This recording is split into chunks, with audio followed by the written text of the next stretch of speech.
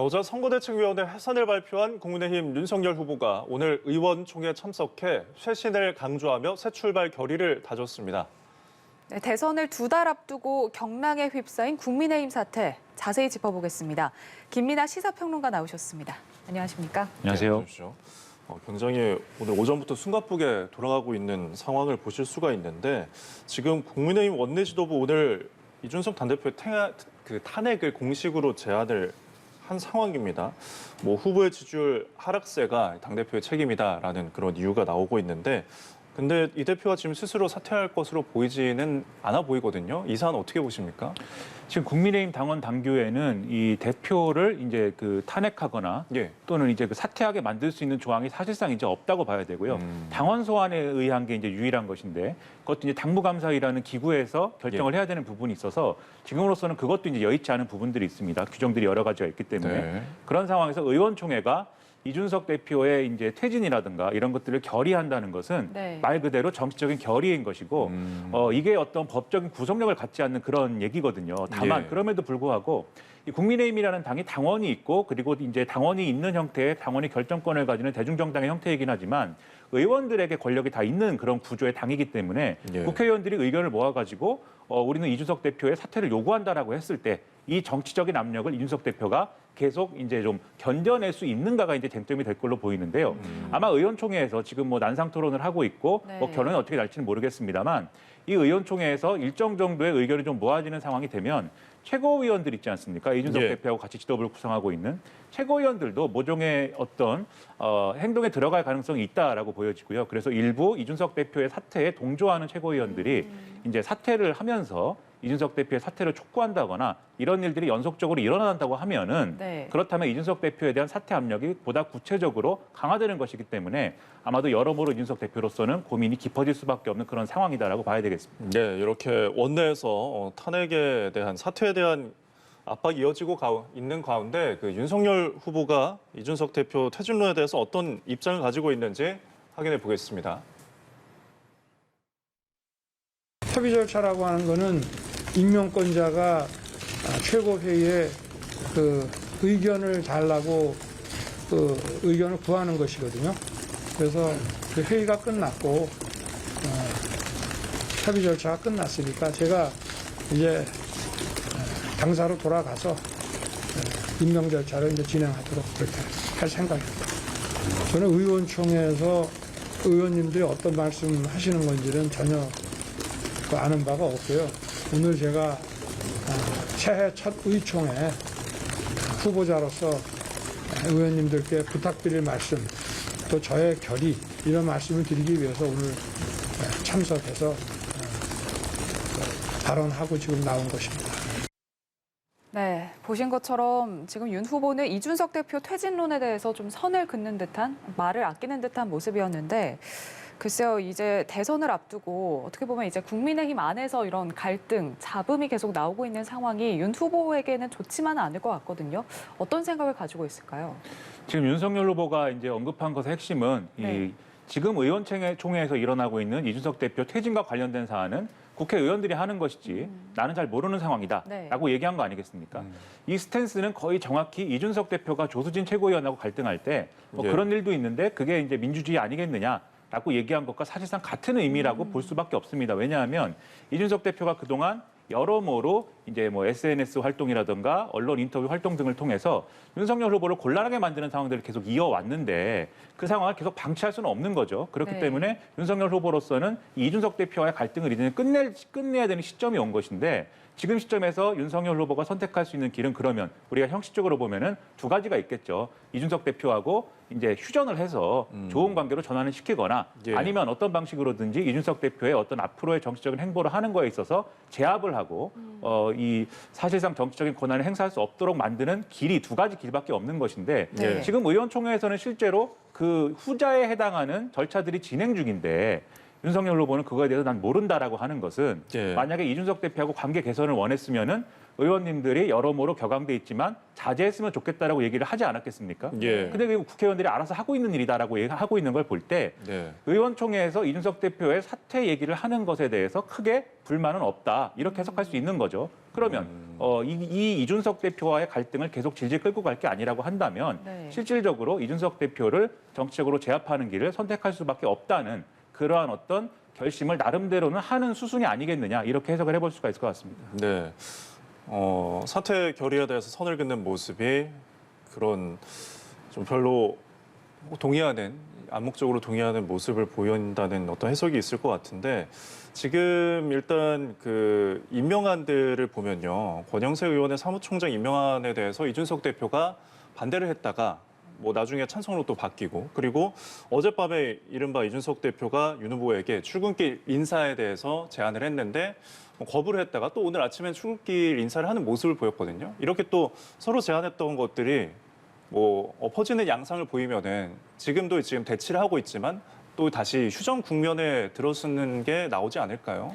이게 그래서 지금 이제 수순이 좀 중요할 것 같은데요. 네. 윤석열 후보가 의원총회에 가서 이제 더 이상의 혼란은 안 된다. 국민들이 더 이상의 이제 분란이나 이런 것들은 원하지 않는다라고 얘기를 했고, 네. 그리고 나서 김기현 원내대표를 비롯한 이제 그 원내 지도부를 재신임해달라고 요구를 해서 재신임이 됐습니다. 예. 재신임이 된 이후에 지금 원내 수석 부대표인 추경호 의원이 바로 이준석 대표 이제 퇴진 얘기를 꺼낸 거거든요. 네. 이 수순을 보면은 윤석열 후보가 이준석 대표에 대해서 별로 이렇게 끌려다니고 싶지 않다라는 건 분명해 보이는데 그런데 윤석열 후보도 정치적으로 부담은 있습니다. 왜냐하면 지금 김종인 위원장을 어쨌든 이 과정에서 배제를 해버린 모양새인데 예. 이후에 이준석 대표까지 계속해서 갈등하는 모습을 보이고 그다음에 완전히 배제를 해버리는 또 모습으로 가게 되면은 그것은 이 윤석열 후보 입장에서는 2030 세대의 표에 대한 어떤 문제라든지 이런 정치적인 앞으로의 판단을 할 때 굉장히 마이너스 요소가 추가적으로 될 수밖에 없는 거고 이렇게 되면은 오히려 늪에 빠져버릴 수 있는 것이거든요. 그렇기 때문에 윤석열 후보도 이준석 대표하고의 관계를 풀어야 되겠다라는 마음은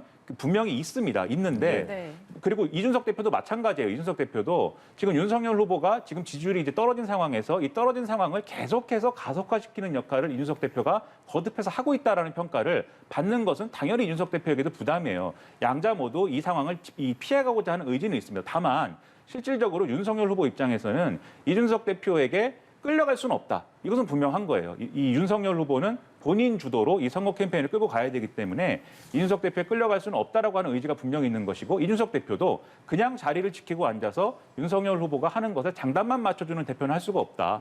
본인의 권한을 분명히 행사하는 대표가 되어야 되겠다. 이 생각이 또 한쪽에서는 있는 거거든요. 예. 그렇기 때문에 지금 이제 서로의 지금 퍼즐이 안 맞고 있는 건데 말씀하신 이제 연습 문제 같은 경우에는 네. 우리가 연습 문제라고 하면 이제 답을 내는 게 이제 중요한 것인데 이준석 대표가 낸 문제는 제가 볼 때는 단답형이 아닌 것 같아요. 서술형인 것 같습니다. 그래서 이준석 대표가 지금 얘기하고 있는 것은 이게 문제를 뭐 답을 내는 것이 중요한 게 아니고 실제로 이 문제를 푸는 과정에서 이준석 대표하고 함께하는 모습을 보이고 이준석 대표가 제기한 문제를 후보가 정확하게 보고를 받고 그것을 소화하는 모습을 보여줘야 앞으로 협의가 원활하다라는 기대를 본인이 가질 수가 있다라는 취지에서 얘기를 하고 있는 거거든요. 예. 근데 오늘 아침 상황을 보면은 윤석열 후보가 정확하게 이 이준석 대표의 제안을 어젯밤에 정확히 어떻게 보고받았는지가 불분명하고 오늘 이동을 하다가 즉흥적으로 결정을 했다는 거잖아요. 네. 여의도역에서 내려서 여기서 이준석 대표가 제안한 게 좋은 아이디어니까 인사를 하자.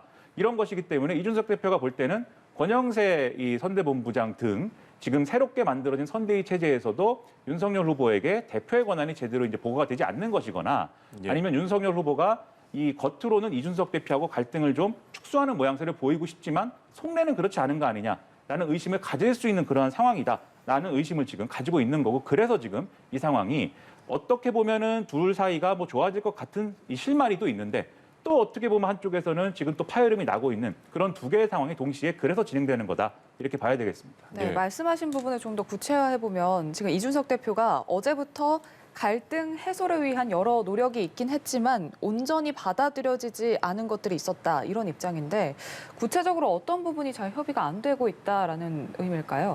지금 이제 이준석 대표로서는 지금까지 윤석열 후보의 선거 운동 과정 그리고 이 선대위 운영 과정에 가장 문제라고 이제 계속 제기를 했던 것이 이른바 이제 윤핵관 문제이지 않습니까? 네. 근데 윤핵관 문제의 본질은 뭐냐면 예. 이준석 대표가 여러 가지 선거운동이나 이런 것들을 제안하는 것이 이준석 대표의 본인의 정치를 위해서가 아니라 윤석열 후보가 좀 더 선전할 수 있고 좋은 결과를 내기 위해서 자신이 제안하는 것인데 이러한 제안들이 이준석 대표가 어떤 불순한 의도를 가지고 자기 정치를 하기 위해서 후보를 흔들고 있다는 방식으로 윤석열 후보에게 전달이 돼서 이게 불필요하게 윤석열 후보와 이준석 대표 간의 갈등으로 번지고 있다는 게 이준석 대표의 인식이에요. 네. 물론 윤석열 후보 측은 전혀 다른 인식을 가지고 있죠. 이준석 대표가 어떤 이 젊은 세대로서 그리고 지금까지 여러 가지로 정치적으로 좀 미숙한 모습 그런 것들을 갖고 있어서 이 여러 가지로 파장을 계속해서 일으키고 있는 거고 그런 예. 파장 때문에 윤석열 후보가 제대로 선거운동을 할 수가 없는 상황이다라는 인식을 가지고 있는데 이준석 대표가 어제 이제 제안한 그러한 연습 문제라든지 이런 것들은 예. 어제 이제 이 이준석 대표의 행동을 보면은 권영세 이 선대본부장에 대해서 굉장히 긍정적인 얘기를 합니다. 예. 이 권영세 선대본부장하고 여러모로 이제 좀 잘 통하는 사이고 그리고 선대위가 개편되는 거에 대해서도 본인이 이제 주장한 거와 맞닿아 있어서 일정 부분 긍정적으로 생각하고 있다라고 얘기를 하면서 자기도 나름대로 유화책으로 이 연습 문제라는 것을 전달했다고 얘기를 하는 거예요. 네. 근데 지금 나온 보도를 보면은 권영세 이 사무총장이 거절했다는 것이지 않습니까? 아, 이준석 네. 대표의 제안을. 네. 그럼 그건 왜냐? 권영세 선대본부장이 운영하는 이 선대위도 이전에 윤핵관이 운영하는 선대위와 동일한 방식으로 이준석 대표를 무력화시킬 것이다. 라고 이제 오늘 아침에는 이준석 대표가 생각하게 됐다는 거죠. 그래서 그런 상황들이 자신의 노력이 받아들여지지 않았다라고 얘기를 하고 있는 거고요. 예. 또 오늘 오전에 또 이게 또 논란이 됐던 것이 인사 문제이지 않습니까? 예. 네. 이제 그 권영세 사무총장을 임명하는 것에 대해서 윤석열 후보가 이제 주장을 한 것이고 이것을 네. 최고위에서 좀 협의를 해달라고 요구를 한 것인데 이준석 대표가 상정을 거부했다. 지금 얘기가 이렇게 되는 건데 이준석 대표가 이 권영세 사무총장에 대해서는 지금 임명을 거부한 것이 아니다라고 얘기를 하고 있어요. 이철규 이제 수석기획부총장에 대해서 거부를 하고 있는 거다. 이 얘기를 하고 있는 건데 예. 이것도 마찬가지 얘기입니다.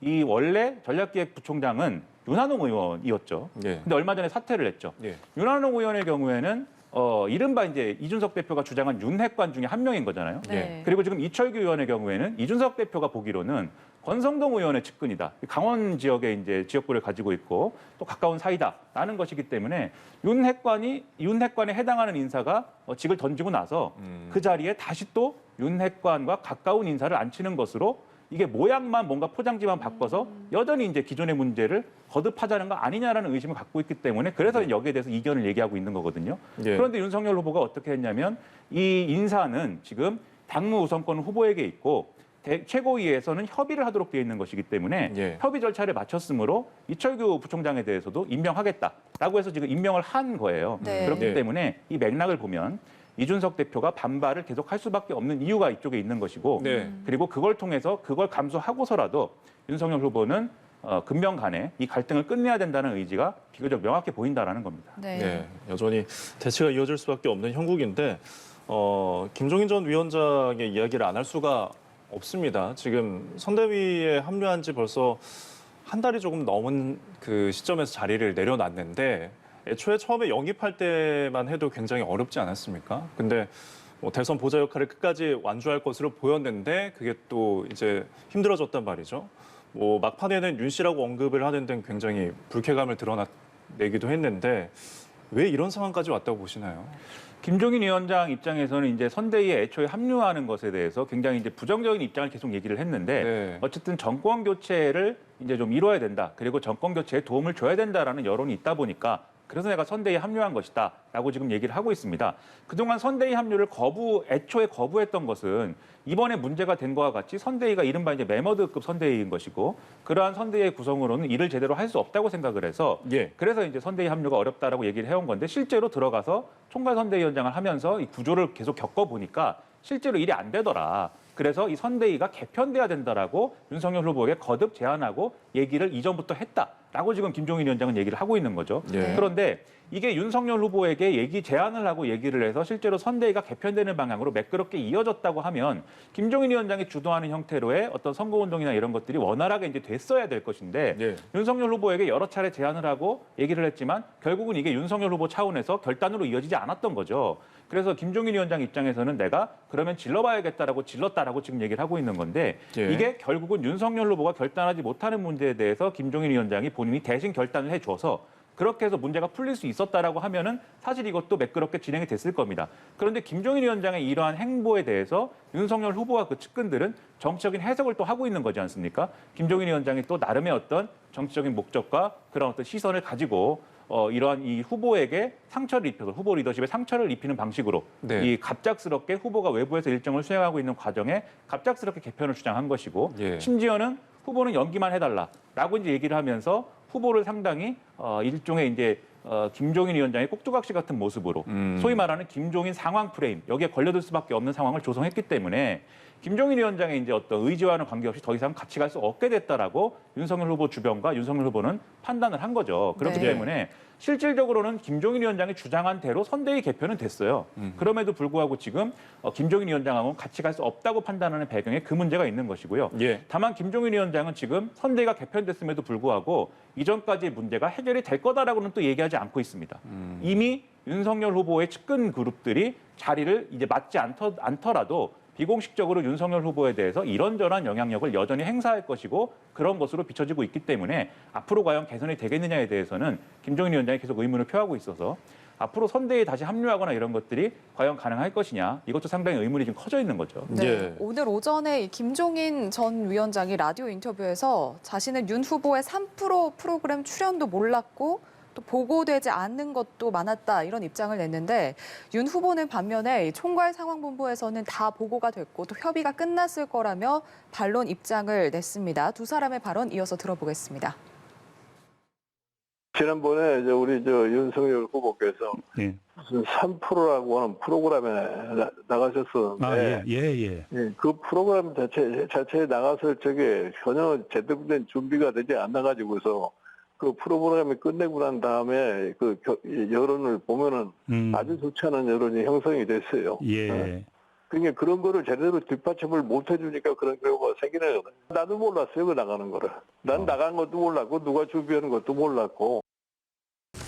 저보고 그 며칠 전에 그 출연을 좀 하라고 우리 선대위에서 저한테 얘기를 해서 저도 뭐 어떤 데인지도 정확히 모르고 가서 그 내용이 총괄위원장께까지 보고가 됐는지는 모르겠습니다만은 최소한 총괄위원장님께서 지휘하시는 총괄상황본부에는 아마 다 보고되고 협의가 끝나서 저한테 참석을 하게 한 것이 아닌가 싶습니다. 네, 지금 김종인 전 위원장은 이제 출연하는 걸 몰랐다라는 입장이고 윤석열 대선 후보는 이게 협의가 끝났기 때문에 나에게 좀 출연을 하라고 한 게 아니냐 이런 입장인데 지금 입장이 사뭇 다르거든요. 이게 왜 이렇게 입장 차가 있을까요? 이게 소통의 문제인가요? 이런 입장 차가 있다는 것 자체가 이제 그 선대위가 제대로 이제 돌아가지 않았다라는 것을 보여주는 것이죠. 이게 3프로 TV라는 유튜브 채널에 이제 윤석열 후보와 이재명 후보가 나와가지고 이게 상당히 화제가 많이 됐고 그 정도로 사실 중요한 일정으로 이제 생각을 했어야 되는 일정이거든요. 최근에 이제 유튜브의 이제 채널에 어떤 네. 이제 컨텐츠에 이제 후보들이 출연해서 어떤 얘기를 하느냐가 선거 여론에 지대한 영향을 미치고 있기 때문에 예. 이것은 중요한 문제로 거론을 하고 최소한 총괄 선대 본부까지 보고가 되고 예. 여기서 이제 김종인 위원장도 아는 상황으로 이제 갔어야 그게 이제 자연스러운 흐름인 것인데 김종인 위원장은 몰랐다고 하고 윤석열 후보는 또 김종인 위원장이 알았다고 하는 건 또 아니에요. 김종인 네. 위원장은 몰랐을 수도 있는데 선대위에서 나에게 가라고 해서 갔다라고 지금 얘기를 하는 겁니다. 그리고 총괄 선대본부까지에는 보고가 됐을 거다라고 얘기하는 것은 윤석열 후보가 추정을 얘기하는 거예요, 지금. 예. 그렇다고 얘기를 한다면 이 선대위 구조가 선대위의 어떤 단위에서 윤석열 후보의 일정을 기획하고 조율하고 그다음에 거기 가서 3프로 TV라는 데 가서 어떤 메시지를 어떤 방식으로 내놓을 것이냐. 이거를 어떤 기구가 어떻게 조율했고 만들었느냐가 지금 미국에 빠져 있는 거고 그거에 예. 대해서 윤석열 후보도 김종인 위원장도 제대로 설명을 할 수가 없는 겁니다. 예. 그렇게 따지면 자연스럽게 당연히 조직이 제대로 굴러가지 않았다라는 걸 보여주는 것이고요. 이 조직이 제대로 굴러가지 않았다라고 하면은 3프로 TV에 간다는 걸 결정한 누군가는 있을 거 아닙니까? 이 결정한 누군가가 두 가지 가능성이 있는 것이죠. 첫 번째는 이 유튜브 채널에 출연하는 것은 그다지 중요한 일정이 아니다라고 생각을 해서 예. 실무자 선에서 그냥 정리하고 윤석열 후보 나가서 하고 싶은 말씀 하면 됩니다라고 하는 이런 정도의 판단이었다. 라고 하면 이제 그 판단을 이제 제대로 하지 못한 것일 테고요. 예. 이 중요성을 판단하지 못한 것일 테고 그게 아니라 이러한 중요한 일정을 기획하고 판단하는 어떤 단위나 사람이 따로 있었다. 그게 이제 김종인 위원장이나 이준석 대표 시선으로 보면은 그게 이른바 이제 윤핵관이라고 불리는 윤석열 후보의 측근 그룹 그리고 윤석열 후보의 비서실 뭐 이런 쪽에서 결정한 그런 거 아니겠느냐는 지금 의심이 있는 건데 예. 어떤 경우든 이것은 선대위의 운영의 난맥상을 보여주는 사안이기 때문에 이걸 보더라도 선대위가 개편될 필요성은 그 이전부터도 예. 충분히 있었다라는 걸 보여주는 겁니다. 네. 예. 어쨌든 지금 새 출발을 다짐한 상황이고요. 뭐 2달이 대선이 남은 상황인데 지지율 하락세 국면이고 지금 그렇기 때문에 새로운 선대위의 역할이 클 것 같습니다. 권영세 의원의 역할도 커 보이는데 앞으로 어떤 전략이 필요하다고 보시나요? 일단은 첫째로 지금의 이 혼란상을 어떤 방식으로든지 조기에 끝내는 것이 굉장히 중요합니다. 그래서 그 파장이 클 것이고 좀 부정적인 효과가 예상된다 하더라도 이준석 대표하고의 관계를 어떤 방식으로든지 오늘 정립을 하는 게 필요할 것 같고요. 오늘이나 내일 이제 정리가 끝나야 될 것 같고 네. 그리고 이제 그와 더불어서 필요한 것이 이런 것들이 다 극약 처방이지 않습니까? 선대위를 이렇게 파격적으로 개편하는 것도 극약 처방이고 네. 이준석 대표나 김종인 위원장하고 관계를 정리하는 것도 일종의 극약 처방이기 때문에 예. 이런 극약 처방이 효과가 있으려면은 이 처방 이후에는 확실히 윤석열 후보가 달라졌다. 윤석열 후보가 확실히 이제는 잘할 것 같은 느낌이 든다. 이런 거를 보여줘야 돼요. 그러려면 윤석열 후보가 지금까지 내세워왔던 공정과 상식이라는 어떤 그런 이제 기준에서 지금까지는 배우자 문제라든가 윤석열 후보가 가까운 사람들, 측근에 대한 어떤 기준이라든가 이런 것들이 예. 그다지 공정하지 않은 것이 아니냐. 이 어떤 측근이나 배우자의 어떤 비상식, 처가의 비상식에 대해서는 공정하지 않은 것 같다라는 의혹이 있었는데 이걸 이제 종식을 시켜야 될 것이고요. 예. 나아가서는 윤석열 후보가 지금까지는 다소 정책이나 비전이 부실한 측면들이 많이 노출이 됐는데 이제는 선대위의 도움을 받아서 개편된 선대위의 도움을 받아서 그런 내실도 착실하게 쌓아가고 있다라는 것을 이 1월이 가기 전에 확실하게 인식을 시켜줘야 됩니다. 예. 이런 특단의 대책이 있지 않으면 선거가 상당히 어려워질 수밖에 없다는 걸 아마 윤석열 후보 측도 깊이 인식을 하고 있을 거라고 생각을 합니다. 네, 예. 뭐 여론을 반전시킬 수 있을지 지켜봐야 할 것 같습니다. 김민아 시사평론가와 국민의힘 내용 관련 정치권 소식 살펴봤습니다. 오늘 말씀 고맙습니다. 고맙습니다.